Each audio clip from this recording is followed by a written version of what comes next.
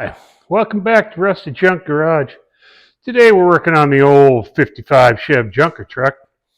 We've got the the windshield dash trim pulled off. We're going to kind of fix that up. Let me show you what we're doing here. All right, here's the trim. We've pulled it off and kind of sanded it down a little bit. There was the farmer, whoever had this truck, he had some tape across this, taping it to the dash. And let me take you inside and show you kind of what's going on there.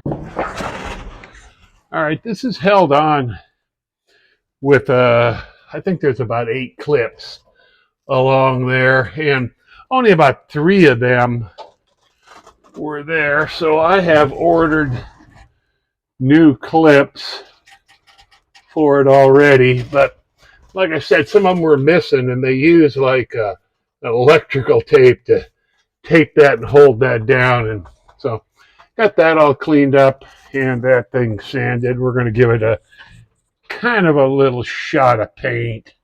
We're going to keep the patina look in here. It's not going to be shiny or anything by any means, but we'll get it set down in there and it won't have that ugly tape on there. So as we get those clips, we'll show you how that goes back in, kind of clearing up the interior here a little bit, making it look a little bit better.